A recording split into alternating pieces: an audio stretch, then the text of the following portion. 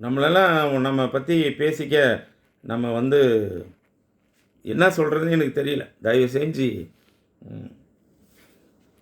அடுத்தது அந்த திமுக கழக மறுசீரமைப்பு, கீதா ஜீவனுக்கு அடுத்தது சக்கரபாணி. சக்கரபாணி கொறடாவாக பல நாள் இருந்தார். அதுக்கப்புறம் அவருடைய பேர் நிறைய கெட்டு போயிருக்குது. அதை பாருங்கள். ஒருவேளை கம்யூனிட்டிக்கு கொங்கு நாட்டில் இருக்கிற கவுண்டர்ன்றதுக்காக நீங்கள் கொடுத்துருக்கலாம். அதே அந்த கொங்கு நாட்டில் இருக்கிற பல கவுண்டர்கள் நல்ல மனிதர்கள், சர்ச்சைக்கு அப்பாற்பட்டவர்கள்லாம் இருக்கிறாங்க. இவரெல்லாம் இந்த 2021 டு 26 தேர்தலுக்குள்ளே பல கெட்ட பேர் அவருக்கு வந்துருக்குது சிவில் சப்ளைஸில். அவரெல்லாம் எவ்வளோ உண்மையை நேர்மையான ஒரு ஆளை வந்து கொங்குல இருக்கிற கவுண்டருங்களை காட்ட போகிறாரு. அவர் கொங்கனுடைய கவுண்டர்களை மட்டும்தான் காட்ட போகிறாரா, மற்ற ஜாதி நேரம் மறுதளிக்க போகிறாரா? அவர்கிட்டருந்து உண்மை வருமானு எனக்கு தெரியல. ஆக்சுவலாக அவர் உண்மையை சொல்கிற ஆள் இருக்கிற மாதிரி எனக்கு தெரியல. இந்த திமுக என்னைக்காவது ஒன்றும் பிரச்சனை வராது. ஆனால் இவர் வந்து தாவேக்காக்கு போகிற அறிகுறியாக இருக்கிற ஒரு மனிதராக பல பேர் சொல்கிறாங்க. எனக்கும் தெரியுது. இவர் சீக்கிரம் தாவேக்கு போயிடுவார் சக்கரபாணி. அடுத்தது சிவசங்கர், நல்ல மனிதர், உண்மையை பேசக்கூடிய ஆள். அவருக்கு வந்து உண்மையை பேசணும்னு நீங்கள் சொன்னீங்கன்னா, உண்மையை அவருக்கு அந்த வாய்ப்புகள் நீங்கள் கொடுத்தீங்கன்னா நிச்சயமாக அவர் உண்மையை பேசுவார். மறுசீரமைப்புக்கு உங்களுக்கு உதவுவார். அதுக்கடுத்தது தமிழரசி ரவிக்குமார், முன்னாள் அமைச்சர், ஆதிதிராவிடர், அண்ணன் பெரியவர், அண்ணன் மு.க. அழகிரியால் அடையாளம் காண்பிக்கப்பட்டவர். இப்பொழுது அமைச்சராக இருந்து இப்போ தொடர்ந்து எம்எல்ஏவாக இருந்தார். இந்த முறை இல்லைன்னு நினைக்கிறேன். அவங்களும் ஒரு கனிமொழியினுடைய ரெப்ரசன்டேட்டிவ் தான். அவங்க எப்படி உண்மையை பேச போகிறாங்க மதுரையில் இருக்கிற உண்மைகளை. அது கலப்படமான கம்யூனிட்டி. அங்கே தேவர்கள் இருக்காங்க, மறவர்கள் இருக்கிறாங்க, நாடார்கள் இருக்கிறாங்க, பிஆர் ஆதி திராவிட சமூகத்தை சார்ந்த பெருமக்கள் இருக்கிறாங்க, பல கம்யூனிட்டி சார்ந்தவர்கள் இருக்கிறாங்க, முதலியார்கள் இருக்கிறாங்க, முஸ்லீம்கள் இருக்கிறாங்க, கிறிஸ்டின் இருக்கிறாங்க, அதுக்கப்புறம் வந்து சௌராஷ்டிரா பீப்புளுங்க இருக்கிறாங்க. இவங்களெல்லாம் இவங்க எப்படி தனித்து அடையாளம் காட்ட போகிறாங்க, எந்த உண்மையை பேச போகிறாங்க? அங்கே ஆல்ரெடி மதுரையில் மூர்த்தி, அழகிரி, இது மாதிரி ஆளுங்க, தளபதி, பிடிஆர் பழனிவேல்ராஜனுடைய சன்னு, இவங்கெல்லாம் இருக்கிறாங்க. இதை மீறி இவங்க என்ன உண்மையை சொல்ல போகிறாங்க, எந்த உண்மையை எடுத்து காட்ட போகிறாங்க அப்படின்னு தெரியல. இவங்க வந்து கனிமொழியினுடைய 2வது கூட்டாளி. அப்போது கனிமொழிக்கு திமுகவில் இப்போ வந்து அவங்க சார்பாக ஆளை கொடுத்துருக்குறீங்க. ஆக இப்பயே தெரிஞ்சுக்கோங்க, திமுகவில் கனிமொழி, கலைஞரனுடைய துணைவியாரனுடைய மகள் கனிமொழியினுடைய ஆளுங்க ரெப்ரசன்டேட்டிவ் இங்கே 2 பேர் வந்துட்டாங்க. கீதா ஜீவன் ஒன்று, தமிழரசி ஒன்று. ஆக இப்போ கூட திமுக திருந்தவே இல்லை. இது 38 குழுவை அமைச்சதுலேயே எல்லாருக்கும் உண்டு. அதில் ஸ்டாலினுக்கு உண்டு, அவர் மனைவி அந்த அம்மாவுக்கு உண்டு, அதுக்கு அடுத்தது எல்லாமே வீட்டில் இருக்கிறவங்க எல்லாருமே, வேலைக்காரி கூட ஒரு 4 பேரை சொல்லியிருக்கோம், கார் டிரைவர் ஒரு 4 பேர் சொல்லியிருப்பாங்க, காய்கறி வாங்கின்னு வர்ற ஒரு அம்மா கூட சொல்லியிருக்கோம். அந்த கூட்டணி அந்த 38 பேர் குழுவில் எனக்கு தெரிஞ்ச ஒருத்தருக்கார், அதையும் சேர்த்துக்குவாங்க. இவங்கெல்லாம் தமாஷ் பார்ட்டிங்க. இவங்களுக்கு தன்னை பற்றி எங்கேயாவது உண்மை வெளியில் வந்துடுமோன்னு பயப்படுவாங்க. அதனால் தனக்கு சார்ந்த, தன்னை பற்றி உண்மையை பேசக்கூடாத நபர்களை மட்டுமே இவங்க வந்து குழு அமைப்பாங்க. எப்பவுமே குழுவும் அந்த கமிஷன் இதெல்லாம் ஆணையமும் எப்படி உருவாக்கும்னா, தன்னை காப்பாற்றி கொள்கிற மாதிரி, தனக்கு எதிராக எந்த பிரச்சனையும் உண்மையும் வெளில வரக்கூடாது என்பதற்கான ஆட்களை தான் இவங்க நியமிப்பாங்க. இப்போ திராவிட முன்னேற்றக் கழக தலைவர், அன்பு தலைவர், திராவிட மாடல் நாயகர் ஸ்டாலின் அவர்கள் இப்பயும் பாருங்கள், கனிமொழிக்கு அன்பு தங்கைக்கு 2 ரெப்ரசன்டேட்டிவ் கொடுத்துட்டாங்க. அப்போ இன்னும் இந்த கட்சி வந்து திருந்தலை. அடுத்தது அப்துல்லா, அவர் வந்து சிறுபான்மையர் சார்பாக அப்படின்னு சொல்லி கொடுத்துருக்காங்க. ரைட், பார்க்கலாம் அவர் உண்மையை அவனுடைய உண்மை தரம் எவ்வளோ இருக்குதுன்னு பார்க்கலாம். அதுக்கு அடுத்தது பரந்தாமன், வழக்கறிஞர் பரந்தாமன், பூந்தமல்லி நிறுத்தொத்தவர். அதுக்கு அடுத்தது போன முறை எல்லாரும் ஜெயிக்கும்போது அவர் இதில் எக்மோர் தொகுதியில் நின்று ஜெயித்தவர். பரந்தாமனை பற்றி நான் ஒரு பெரிய விஷயத்தை சொல்லணும், உண்மையை பேச வேண்டிய நேரம் இருக்கிறது. பரந்தாமன் அறிவாலயத்தில் இப்போ ஒரு பை எலெக்ஷன் நடக்குதுன்னா அறிவாலயத்தில் வார் ரூம்னு ஒன்று இருக்கும். அப்போ பரந்தாமன்றவர் அதில் லீட் பண்ணியிருந்தார் 2014.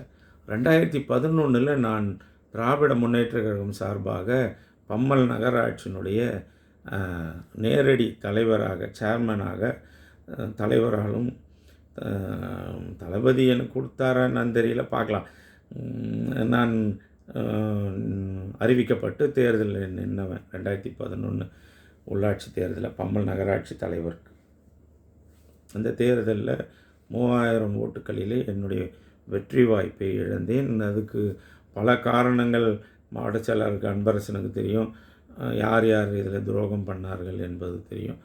ரைட், அதுக்குள்ளே நம்ம இப்போ பேச விரும்பலை. நான் 2014 ஏற்காடு பை எலெக்ஷன் நடந்தது.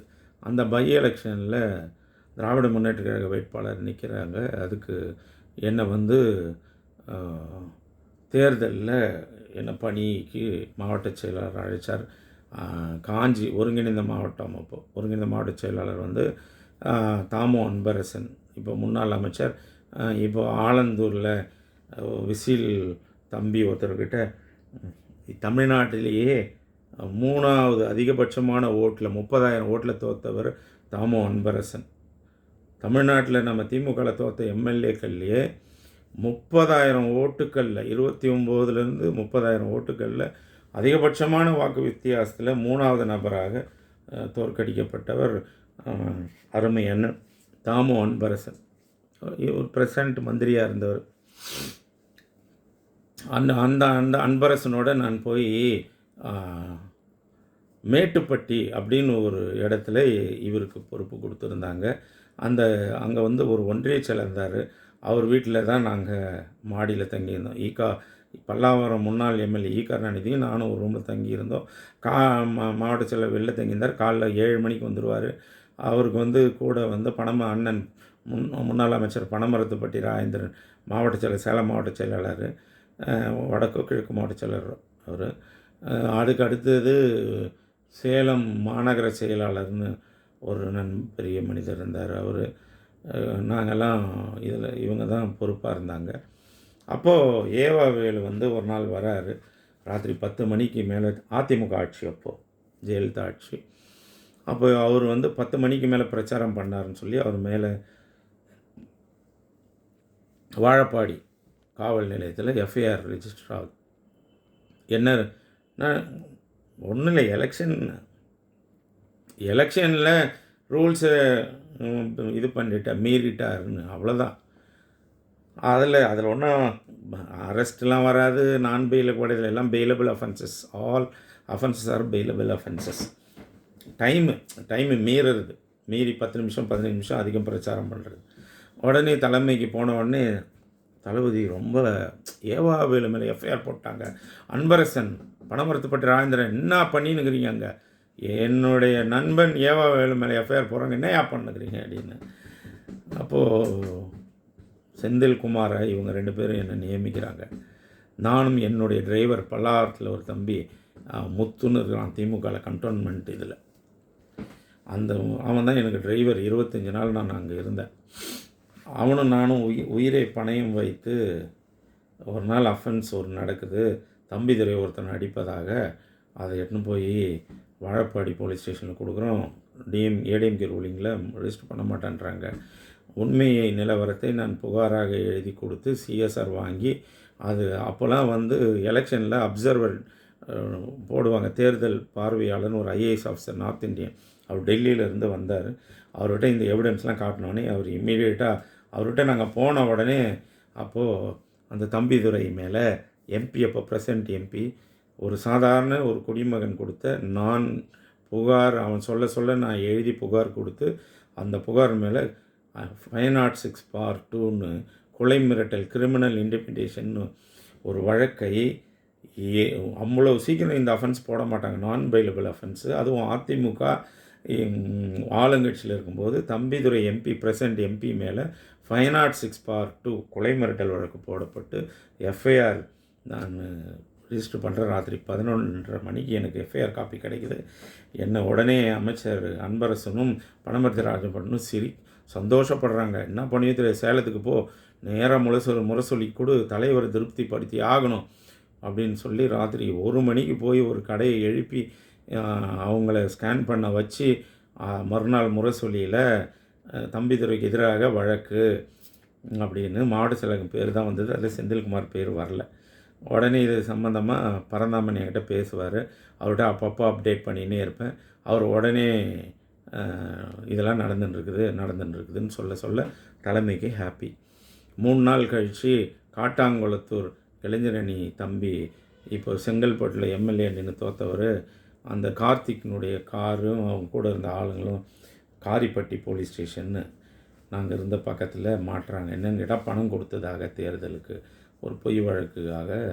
அந்த போலீஸ் ஸ்டேஷன் நான் போகும்போது நான் யாரோ மாதிரி மஃப்டியில் போகிறேன், ஃபோனை ரெக்கார்ட் பண்ணி வீடியோ ஆன் பண்ணின்னு போகிறேன். போலீஸ் ஸ்டேஷனில் செந்தில் பாலாஜி அப்போ மின்சாரத்துறை அமைச்சரோ போக்குவரத்து அமைச்சரோ பெரிய பலமான அமைச்சர் அதிமுகவில்.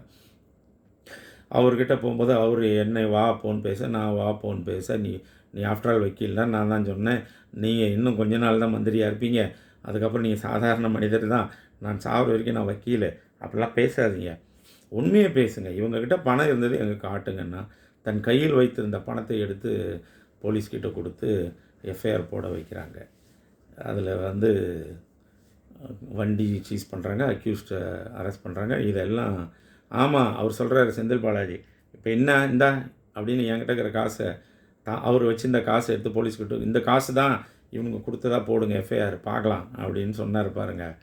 அதெல்லாம் என்னுடைய பாக்கெட்டில் இருந்த ஃபோனில் வீடியோ ரெக்கார்ட் ஆகிடுது. ஆக அந்த வழக்கு பொய் வழக்கு என்று நான் சிடி போட்டு, அப்போலாம் சிடி தான், வாட்ஸ்அப்பு இதெல்லாம் அனுப்ப முடியாது, ஒன்லி சிடி போட்டு நான் சிடி ரெக்கார்டு இதுவை வச்சுருப்பேன், சிடி பிளேயரே கையில் எடுத்துன்னு போயிருந்தேன். அப்போ போய் அப்சர்வர் அதே அப்சர்வர்கிட்ட பங்களாவில் வெயிட் பண்ணிக்கும்போது நான் சிடியை போட்டு காட்டுறேன். அவர் பேசினது வீடியோ எவ்ரிதிங் பார்க்குறாரு. பார்த்த உடனே கலெக்டர்கிட்ட ஃபோன் பண்ணி கொடுக்குறாரு, இவன் மேலே ஃபைனான்ஸ் பார்ட்டு போடுங்க அப்படின்னு சொல்லி செந்தில் பாலாஜி மேலே கொலை மிரட்டல் வழக்கு. அதிமுக ஜெயலலிதா முதலமைச்சராக இருக்கும்போது, செந்தில் பாலாஜி பெரிய அமைச்சராக இருக்கும்போது அவருக்கு எதிராக கொலை மிரட்டல் வழக்கு. திமுக எதிர்கட்சியாக இருக்கும்போது இந்த செந்தில்குமார் தனியாளாக செய்த ஒரு எஃப்ஐஆர். இது கூட எனக்கு எப்படி தெரியாதுன்னா, 10 மணி வரைக்கும் போராடிட்டு நாங்கள் ரூமுக்கு குளிச்சுட்டு சாப்பிட்லான்னு உட்கார்றேன் நான் என் டிரைவரும். அப்போது அந்த காரிப்பட்டி மேட்டுப்பட்டியினுடைய ஒன்றிய செயலர் தான், அந்த அண்ணன் தான், அவங்க வீடு தான் சொந்தம், அந்த குடும்பத்தை அனுப்பிட்டு அந்த வீடு தான் எங்களுக்கு கொடுத்துருந்தார் தங்க. அவர் தான் எனக்கு பாதுகாப்பாக இருப்பார். இவ்வளோ செய்கிறீங்களே சார், எங்கேருந்தோ எங்கள் ஊருக்கு நான் கூடயே இருக்கிறேன் அப்படின்னு கூடயே இருப்பார் அந்த பெரிய மனிதர். அந்த மனிதர் அவங்க வீட்டில் சாப்பாடு, நாங்கள் சாதாரண ஒரு 2 இட்லி நைட் சாப்பிடுவோம், ஏன்னா நைட் ஃபுல்லாக தூக்கம் முழிக்கணும். ஸோ எதுவுமே எங்களால் எந்த வேலையும் செய்ய முடியாது. நாங்கள் கிடைக்கிறத சாப்பிட்டுட்டு வாழ்ந்துன்னு இருந்த நேரம் அந்த 24 நாள். ஒரு நாள் அன்றைக்கி நைட்டு 10-11 மணிக்கு அண்ணன் பணமர்த்தி பாட்டு ராஜேந்திரன் ஃபோன் பண்ணுறாரு, வக்கீல நான் ராஜேந்திரன் பேசுகிறேன் செந்தில், அவர் லாங்குவேஜ் இதுதான், அந்த நீ கம்ப்ளைண்ட் கொடுத்தியாமே அப்சர்வருக்கு, அந்த கலெக்டர் பேசினா எஃப்ஐஆர் கொடுக்க சொல்லிட்டானா, போய் வாங்கிடுவேன் அப்படின்னாரு ராத்திரி 11 மணிக்கு. நானும் என்னோட பக்கத்து ரூம் தங்கியிருந்த அண்ணன் ஈ கருணாநிதி 2 பேரும் கார் எடுத்துன்னு போகிறோம். யார் எங்களை அரெஸ்ட் பண்ணுவாங்க அப்படின்னா, உள்ள போலீஸ் ஸ்டேஷன் வெளிலேருந்து பார்த்தா ஒரே ஒரு பொம்பளை போலீஸ் நிற்கிது. பயமாயிடுச்சு. சப்போஸ் நான் போய் கையை பிடிச்சி இழுத்துட்டேன்னு ஏதாவது கம்ப்ளைண்ட் கொடுத்துருவானுங்க, அது ஒரு பயம். ஈகா உள்ளே வரவே இல்லை, போலீஸ் ஸ்டேஷனே இல்லைங்க. அப்பா நீ போய் வாங்கினந்துரு சாமி, நான் வரல அப்படின்னாரு ஈ கருணாநிதியினுடைய இது தெரிஞ்சுக்கோங்களேன், உண்மை சொல்கிறோம். இன்னும் அவர் என்னென்ன பேசினிருந்தார், அவர் ஏன் போலீஸ் ஸ்டேஷனுக்குள்ளே வரல அப்படின்ற கதைகள்லாம் நான் வெளியில் பேச முடியாது, அதெல்லாம் நாகரிகம்காக நாங்கள் பேச முடியாது. அப்போ நான் மட்டும்தான் உள்ளே போகிறேன், திரும்பியும் ஃபோனை ஆன் பண்ணி கேமரா ஆன் பண்ணின்னு போகிறேன். போகும்போது ஒரு எஸ்ஐ, ஒரு கான்ஸ்டபிள், அந்த அம்மா, சார் நீங்கள் யாருன்னா இந்த மாதிரி நேரமாக அந்த எஃப்ஐஆர் தரதா? ஆமாம் சார், வெயிட் பண்ணுங்கள் தரேன்னு அப்படியே வச்சுனே இருந்தேன். உள்ளே வந்து உட்காருங்க. இல்லைம்மா நான் வெளிலே உட்காந்துக்கிறேம்மா, எஃப்ஐஆர் மட்டும் கொடுமான்னு சொல்லி எஃப்ஐஆர் எழுதி கிழிச்சின்னு ரோடை கிராஸ் பண்ணி ஓடினா ஒரு வீடும் ஜெராக்ஸ் கடையும் அந்த காரிப்பட்டி போலீஸ் ஸ்டேஷனுக்கு எதிர்க்க அவங்கள தட்டி எழுப்பி கெஞ்சி கூத்தாடி அந்த எஃப்ஐஆரை ஒரு ஜெராக்ஸ் போட்டு திரும்பியும் நான் சேலத்துக்கு போய் விடியாலும் 2 மணிக்கு கடையை தட்டி எழுப்பி நான் முரசொலிக்கு அனுப்பி செந்தில் பாலாஜிக்கு எதிராக கொலை மிரட்டல் வழக்கு 506 part 2 அப்படின்னு சொல்லுவாங்க. அது வழக்கறிஞர் நண்பர்களுக்கும் பெருமக்களுக்கும் தெரியும். 3வது நாள் ராஜா எஸ்ஆர் ராஜா வந்து அவர் ஒரு ஒரு ஒன்று பக்கத்தில் ஒரு ஏரியாவை அவர் கையில் கொடுத்துருக்காங்க. அது வந்து இன்னமும் ஒரு ஆமாம் மேட்டுப்பட்டிக்கு அடுத்தது வந்து இன்னமும் குட்டன் ஒன்று சொல்லுவாங்க. அது வந்து படப்பை மனோகரன் பார்த்தது. அதுக்கு அடுத்தது ஒரு கிராமத்தில் தான் வந்து எஸ்ஆர் ராஜா தாம்பரம் நகரம் ஃபுல்லாக இருந்தாங்க. அவர் உடனே ஃபோன் பண்ணி செந்தில் இங்கே வா, செந்தில் இது மாதிரி வாங்க, ஒரு போலி இவன் வந்து அவரோட பேர் என்ன, இப்போ திமுக மாவட்ட செயலராக இருக்கார், தோப்பு வெங்கடாசலம் அப்படின்றவர் நம்ம ஆள் ஒரு இளைஞரணி துணை செயலர் ஏதோ ஒரு தம்பியை அடிச்சுட்டு ஃபோனை பிடுங்கிட்டான், வந்து பெரிய ப்ராப்ளம் இருக்குது வாங்க அப்படின்னோடனே அங்கே நேராக போய் ராத்திரி 11 மணிக்கு போனால் ஃபோனை பிடிங்கிட்டு அதிமுகனுடைய அராஜகம் அதிகம். நேராக வாழப்பாடி போலீஸ் ஸ்டேஷன் அந்த பையனை கூட்டின்னு வந்தேன். கம்ப்ளைண்ட் என்ன நடந்து நீ சொல்கிற எழுத வச்சேன். எழுதி கையெழுத்து போட்டு சீனிவாசன் ஒரு இன்ஸ்பெக்டர் அப்போது வாழப்பாடியில் யங்ஸ்டர், நல்ல மனிதர், அவரும் அதை கேள்விப்பட்டதாக சொன்னார். பாவம் அவரை மாட்டி கொடுக்குறேன்னு சொல்ல வேணாம், உண்மை நிலவரத்தை அவர் பார்த்துருக்காரு. ஃபோனை திருடிட்டான்னு ஒரு கம்ப்ளைண்ட் கொடுத்து கொலை மிரட்டல் பண்ணான்னு, கொலை மிரட்டல் மட்டும் ஃபோனை திருடிட்டார்னு 380 379 506 part 2 எஃப்ஐஆர் போட்டு ராத்திரி 2 மணிக்கு இந்த எஃப்ஐஆரை வாங்கி திரும்பி அதே மாதிரி சேலத்துக்கு போய் முரசொலியில் கொடுத்து இது எல்லாத்தையும் இந்த அன்பு இந்த இப்போ பரந்தாமன் ஒருத்தரை பற்றி தான் இதெல்லாம் வருது. இதெல்லாம் இவர் எவ்வளோ 1/2 hour அப்டேட் ராத்திரி ஃபுல்லாக வீட்டில் ஏசி ரூமில் தூங்கின்னு என்கிட்ட அப்டேட் பண்ணி கேட்டு வந்து முன்னாள் தலைவருக்கும் இப்போ இருக்கிற கழக தலைவருக்கும் இவர் தான் செய்வதாகவும் அப்படின்னு பண்ணின்னு இருக்கும்போது அவர் கதையை அப்புறம் வரேன். இது 3 இன்சிடெண்ட் நடக்கும்போது ஒரு நாள் சாயந்தரம் 5 மணி இருக்கும். நாங்கள் அந்த மேட்டுப்பட்டி ஒன்றிய செயலர் வீட்டில் அப்போ தான் நான் வந்து மாவட்ட செயலர்கள்லாம் ஏதோ தனியாக பேசுகிறாங்க அப்படின்னு நான் கொஞ்சம் ஒதுங்கி நிற்பேன். ஒதுங்கி நிற்கும்போது யாரோ ஒருத்தவங்க வந்து கூப்பிட்டாங்க, அந்த விஜய்னு ஒரு டிரைவர் நினைக்கிறேன். ஆனால் வாங்க அண்ணன் கூப்பிட்றாரு, இவர் மாவட்டம் கூப்பிட்றாரு, ஆனால் சொல்லுங்கண்ணே அப்படின்னு. இருப்பா தலைவர் ஃபோனில் வராரு, கொஞ்சம் வெயிட் பண்ணு. என்னப்பா இவ்வளோ நேரம் கூப்பிட்டாரு நீ வரவே இல்லையே அப்படின்ட்டு அவர் தான் பேசுகிறாரு. என்கிட்ட கொடுக்கல. அவர் என்ன சொல்கிறாரு, தலைவர் வந்து ஒரு நிமிஷம் அவர் வக்கீல்கிட்ட கொடுங்க, செந்தில்குமார் அவர் தானே இதெல்லாம் பண்ணுறாருன்னு. அவர் வேறு மறுக்க முடியாத எனக்கு கொடுக்குறாரு. யார், அன்பரசன். அப்போ நான் தலைவர் சொல்கிறாரு, நான் ஸ்டாலின் பேசுகிறேன், செந்தில்குமார் வழக்கறிஞர். ஆமாங்க நான் சொல்லுங்கண்ணா, உஷாராக இருங்க, பத்திரமா இருங்க, உங்க கூட யார் இருக்காங்க அப்படின்னா, கடவுள் சத்தியமாக என் கூட அந்த மேட்டுப்பட்டி ஒன்றிய செயலரை தவிர, என் டிரைவர் முத்து தவிர, எங்கள் 3 பேர் தவிர யாருமே கிடையாது. இப்படியெல்லாம் 3 மணிக்கு எஃப்ஐஆர் வாங்கின்னு 5 மணிக்கு சேலத்தில் போய் ராத்திரியும் பகலும் உழைப்போம். பணம் மாட்டிக்கிச்சின்னுவாங்க, பணம் கொடுத்து போயிடுச்சுன்னுவாங்க, எதிராளி வந்து நகை கொடுக்குறான்னுவான். இதெல்லாம் தூக்கம் இல்லாமையே வாழ்ந்த நாங்கள், இல்லைண்ணா நான் பாதுகாப்பாக தான் இருக்கிறேன்னு போய் சொல்லிட்டு, பத்திரமா இருங்க, நான் இன்னும் 3 நாளில் சென்னை சேலம் பிரச்சாரத்துக்கு வருவேன், உங்களை நான் கூப்பிட்றேன், மாடத்தில் உங்களை கூப்பிடார், என்னை வந்து நேரில் பாருங்கள், நல்லதுங்கண்ணா அப்படின்ட்டு. எனக்கு அவர் பேசினதே பெரிய சந்தோஷமாக இருந்தது. மாடத்தில் உடனே பேச அவர் ஃபோனை கொடுக்க சொன்னேன், நான் கொடுத்துட்டேன். அன்பரசங்கிட்ட கேட்குறாரு, எத்தனை பேர் வந்துக்கிறாங்க?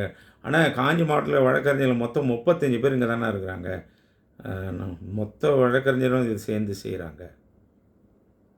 எவ்வளோ பெரிய அயோக்கியத்தனம் பாருங்கள் இந்த அன்பரசன் பண்ண வேலை. நீ ஏன்டா இப்போது ஆலந்தூரில் தோத்தன்றதுக்கு தெரியுதாடா? டேய், every action there is equal and opposite reaction.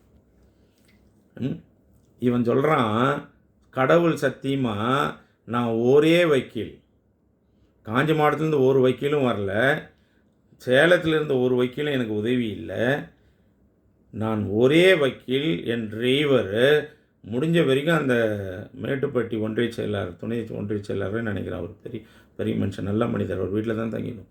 அவர் முடிஞ்ச வரைக்கும் எனக்கு ஹெல்ப் கூட வருவார். மற்ற நேரம்லாம் வரமாட்டார். அவர் ஓட்டு கேட்க போவார். நான் ஒரு ஆள் நின்று வேலை செய்கிறேன். இந்த அன்பரசன் தளபதிக்கிட்ட என்ன சொல்கிறான், மொத்தமாக வழக்கறிஞங்க தான் நான் வேலை செய்கிறாங்கன்னு சொல்லி. எவ்வளோ பெரிய ஏமாற்றம், வழி பாருங்கள். இதே நான் முதலியார் ஜாதியாக இருந்திருந்தால் நான் மட்டும்தான் வேலை செய்யணும்னு சொல்லியிருப்பான் அவன். அவன் ஜாதியை வளர்க்கக்கூடிய ஜாதி வெறி பிடித்த முதலியார் ஜாதி புத்தி உள்ள ஒரு ஒரு அயோக்கியன் அவன். அதனால தான் இன்றைக்கி ஒரு 23 வயசு பையன்கிட்ட தமிழ்நாட்டிலேயே திமுகவில் தோற்ற எம்எல்ஏக்கள்லே 3வது இடத்துல அதிகம் ஓட்டு வாங்கி தோற்றவன். தன் வினை தன்னை சுடும். இதுபோல் சங்கரன் கோயில் எலெக்ஷனில் செல்லூர் ராஜ் மேலே எஃப்ஐஆர் போட்டிருக்கேன். ஏற்காடு எலெக்ஷன் போயிருக்கேன், பெண்ணாரம் எலெக்ஷன் போயிருக்கேன். அத்தனை பை எலெக்ஷன்லேயும் அத்தனை தேர்தல்களையும் நான் தொடர்ந்து பணியாற்றின்னு வரேன். நான் மாவட்ட செயலாளனை கொடுங்க, அன்பரசன் புத்தி அவ்வளோதான். ரைட், நான் முதலே இருந்தால் இந்த நேரம் நான் ஒரு எம்எல்ஏ சீட்டு வாங்கியிருப்பேன். இவன் கொடுத்துருப்பான். ரைட், விட்ருங்க அவனை. இப்போது பரந்தாமனை பற்றி சொல்ல வரேன். இவர் இதெல்லாம் இவன் தான் பண்ணதாகவும் அவன் என்ன சொல்லியிருக்கான் பாருங்கள். அங்கே இவன் என் ஜூனியரு, இவனுக்கு பணம் முதல் கொண்டு டிரைவர், காரு, செலவு எல்லாம் நான் தான் பார்த்துனுக்கிறேன். இவன் நான் சொல்கிறது தான் இந்த ஜூனியர் செய்கிறான்னு சொல்லியிருக்கான். அப்பேற்பட்ட ஒரு அசிங்கமான ஒரு அந்த பையன்தான் கோர்ட்டுக்கு போகாத, ப்ராக்டிஸ்னால் என்னன்னு தெரியாத ஒரு நபர் தான் இந்த பரந்தாமன். இவனை இன்றைக்கு திமுக மறுசீரமைப்பு குழுவில் போட்டிருக்கீங்க. இவன் என்ன உண்மையை பேச போகிறான்? இவன் என்ன உண்மையை பேச போகிறான்? பூந்தமல்லியில் நான் தோற்றதுக்கு கிருஷ்ணசாமி தான் காரணம்னு சொல்ல போகிறான். இப்போ எனக்கு நீங்கள் எக்மோர் கொடுத்துருந்தீங்கன்னா ரவிச்சந்திரன் கொடுக்காம எனக்கு கொடுத்துருந்தா நான் ஜெயிச்சிருப்பேன்னு சொல்ல போகிறான். இவங்ககிட்டேருந்து என்ன உண்மையை வரப்போகுது? சத்தியத்துக்கு ஒரு பை எலெக்ஷனில் தலைவரே நேரடியாக இன்னொன்று ஓப்பனாக நான் சொல்ல போனேன்னா 2014 எலெக்ஷனில் நான் எம்பிக்கு, காஞ்சிபுரம் எம்பிக்கு நேர்காணலுக்கு போகிறேன். எல்லா 40 பேருக்கு மேலே மனு தாக்கல் செய்திருந்தாங்க. நான் உண்மையே பேசுகிறேன், பொய் பேசலை. நான் சொல்கிறது அத்தனையும் உண்மை. எல்லாருக்கும் ஒரு நிமிஷம்தான். தேர்தலுக்கு செலவுக்கு தயாராகிறீங்களா? தேர்தலுக்கு தயாராகிறேன், கிளம்புங்க. நான் மட்டும் 20 மணி நேரம் 20 நிமிடங்கள் குறைந்தபட்சம் தலைவராலும், இப்போ இருக்கிற தலைவராலும், தமிழின தலைவராலும் நேர்காணலில் நான் என்னை பேசினாங்க. சும்மா சொல்லக்கூடாது, நான் உழைத்த உழைப்பு. இன்றைய தலைவர் மு.க. ஸ்டாலின் அவர்கள் தமிழின தலைவர்கிட்ட சொல்கிறார், என்னை பற்றி பேசுகிறாங்க. நான் பம்மலில் குறைஞ்ச ஓட்டில் தோற்றேன். அவர் அவர் அறிவித்த உடனே பம்மலில் எழுச்சியாக இருந்தது. அது பல விஷயங்களில் அவர் தோற்கடிக்கப்பட்டார். அது இல்லாமல் அந்த பை எலெக்ஷன் ஏற்காடில் 3 அமைச்சர் மேலே எஃப்ஐஆர் போட்டது இவர் தான். தனியாக நின்று பண்ணாருன்னு என் திராவிட மாடல் தலைவர், தமிழின தலைவர் அவங்க அப்பாட்ட சொல்கிறார். அப்போ கூட தலைவர்னு இவர் பலமுறை தலைவர் தான், நான் அப்பாவை கூப்பிடுவேன்னு தான் சொல்லி தான் நாங்கள் கேள்விப்பட்டுக்கிறோம். ஆனால் இன்றைக்கி அப்பான்னு சொல்லியிருந்தாருங்க. கடவுள் சத்தியமாங்க, கடவுள் சத்தியமாக அந்த நேர்காணலில் அப்பா அப்பா அப்பா ஒரு 3-4 பேர் அப்பான்னார். அது உண்மை வரும் தானே. அப்பா தமிழர் தலைவருக்கு பிறந்தவர் தானேங்க இவர். இன்றைக்கி சில பேர்லாம் கல்யாணம், அப்பா அம்மா கல்யாணம் அவதான் புள்ள 5 வயசில் நிற்கிறான்றானுங்க. அது மாதிரிலாங்கிறானுங்க சில முதலமைச்சருங்க. இவர் அப்படி இல்லையே. தமிழர் தலைவரால் பிறந்த புள்ள அப்பா தான் கூப்பிட்டாங்க, கடவுள் சத்தியமாக. அதில் பல நிகழ்வுகள் நடந்ததை நான் சொல்ல விரும்பலான்னா, ஏற்காடு எலெக்ஷனில் செந்தில் பாலாஜி மேலேயும், தம்பிதுரை மேலேயும், தோப்பு வெங்கடாச்சலம் மேலேயும் எஃப்ஐஆர் போட்டதாக பெருமையாக என்னை பற்றி தமிழின தலைவர்கிட்ட அறிமுகப்படுத்தினார். அன்றைக்கி சீட்டு கிடைச்சிது, அதுக்கப்புறம் கிடைக்காம போச்சு. இது ரெண்டும் நடந்தது. சீட்டு கிடைச்சிது, கிடைக்காம போச்சு. 2014 எம்பி எலெக்ஷன் காஞ்சிபுரத்தில் எனக்கு சீட்டு கிடைச்சிது, அதுக்கப்புறம் கிடைக்காம போச்சு. இதுக்குள்ளே பல விஷயங்கள், இது ரகசியம், இதை நம்ம வெளில பேச விரும்பலை. ஆக இந்த பரந்தாமனை பற்றி தான் இப்போ நான் சொல்ல வந்தேன். எவ்வளோ பெரிய அயோக்கிய பையன், இவங்ககிட்டருந்துலாம் உண்மை வராது. ரைட். அதுக்கடுத்தது முரசொலி அப்படின்னு சொல்லி எம்பிக்கு இப்போ நின்றவர் இதில் டெல்டா மாவட்டங்களில். அவர் உண்மையை பேசுவார்னு தான் நினைக்கிறேன். டாக்டர் எழிலன் ஒரு பெரிய பாரம்பரியத்திலேருந்து வந்த மனிதர், உண்மையை பேசக்கூடிய நபராக தான் இருப்பார் அப்படின்னு தான். அதுக்கப்புறம் எல்கே கருணான்னு சொல்லி பரவாயில்ல. நல்ல ஒரு இது. ஆனா, எனக்கு தெரிஞ்சு இதில் வந்து கீதா ஜீவன், சக்கரபாணி, தமிழரசி, பரந்தாமன் இவங்க மேலெல்லாம் ரொம்ப டவுட்டாக இருக்குது. இவங்கெல்லாம் எவ்வளோ உண்மையை பேச போகிறாங்க, அதன் மூலயமாக இந்த கட்சி எப்படி நிர்வகிக்க போகிறீங்க, இவங்க பேச்சு கேட்டுக்கின்னு மாவட்ட செயலர்களே டிஸ்டர்ப் பண்ணி உண்மையான நல்ல மாவட்டத்தில் டிஸ்டர்ப் பண்ணுவதாகவும், கெட்ட மனிதர்களை வெளில அனுப்பாமல் திரும்பி அவங்கள ரீட்டைன் பண்ணுறதுனாலையும் இந்த கட்சிக்கு பல பிரச்சனைகள் வர வாய்ப்பு இருக்கிறது. ஆகவே நான் என் தலைவர்கிட்டையும் தம்பி உதயநிதிக்கிட்டையும் நாங்கள் உங்களுக்கு சொல்வது என்னவென்றால், உதயநிதி கூட நான் சொல்ல வேண்டிய அவசியம் இல்லை. அவர் இளைஞரணி விடுங்க, அவரை விடுங்க. தலைவர் மட்டும்தான் இப்போதைக்கு நான் பேச வேண்டியது. யாரையும் ஜால்ராட்சி வாழணும்னு நமக்கு அவசியங்கள் இல்லை. பையன்கிட்ட போகணுன்னு ஒரு குரூப்பு, மாப்பிள்ளைக்கிட்ட போகணுன்னு ஒரு குரூப்பு, அந்த அம்மா பெரியவங்கக்கிட்ட போகணுன்னு ஒரு குரூப்பு, அதுக்கப்புறம் அங்கே சிஐடி காலனிக்கு போனால் அங்கே சீட்டு கிடைக்குன்னு போகிற ஒரு குரூப்பு, இதெல்லாம் நமக்கு இதுக்குள்ளெல்லாம் நாங்கள் வர விரும்பவில்லை. இந்த லிஸ்ட்டு கொஞ்சம் நல்ல மனிதர்களாக போட்டிருக்கலாம். இன்னும் ஒரு 5 பேரை ரிலையபிளான, நம்பக்கூடிய, ஏற்றுக்கொள்ளக்கூடிய, உண்மையாலுமே உழைக்கிற மாவட்ட செயலர்கள் வெளியில் போகக்கூடாது. வெளியில் போக வேண்டிய மாவட்ட செயலர்கள் திரும்பியும் உள்ளே நிறுத்தப்படக்கூடாது. இதற்கு இவங்க துணை போயிடக்கூடாது. அதில் வந்து பக்குவம் இல்லாத சில நபர்களாக நான் வந்து சக்கரபாணி, தமிழரசி, பரந்தாமன், முரசொலி அப்படின்னு தெரியாதவங்களை பற்றி நம்ம கமெண்ட் பண்ண முடியாது. ஒரு அவர்கிட்டருந்து நிறைய நேர்மையான விஷயங்கள் வர வாய்ப்பு இருக்கிறது. அவர் ஒரு டெல்டா பகுதியை சார்ந்தவர். அவங்களுடைய ரெப்ரசன்டேட்டிவ் கொடுத்து தான் ஆகணும். ஆக பரந்தாமன் மாதிரி ஆள்லாம் நான் ரிலேபிளாக இல்லை. தமிழரசி மாதிரி ஆட்கள் மதுரையில் அவ்வளோ பெரிய விஷயத்தை ஒரு ஆதி திராவிட சமூகத்தை சேர்ந்த ஒரு அந்த அம்மா அவங்கள பற்றி பர்சனலாக எனக்கு தெரியாது. அவங்க எவ்வளோ நேர்மையானவர்கள்லாம் ஐயோ அதுக்குள்ளெல்லாம் நான் போகவில்லை. இருந்தாலும் திமுகவில் சில பேருக்கு உதயநிதி ரெப்ரசன்டேட்டிவ், கனிமொழி ரெப்ரசன்டேட்டிவ் அப்படின்னு கொடுக்கப்பட்டிருப்பதாக பல பேர் சொல்வதும் நான் உணர்வதையும் தங்களிடம் இப்பொழுது தலைமைக்கு சொல்ல வேண்டிய கட்டாயத்தில் நாங்கள் இருக்கிறோம். ஆகவே இது நல்ல ஒரு இனிஷியேட் தான். இது நல்லபடியாக முடிக்க வேண்டும் என்று இந்த நேரத்தில் கூறிக்கொண்டு விடைபெறுகிறேன். நன்றி, வணக்கம்.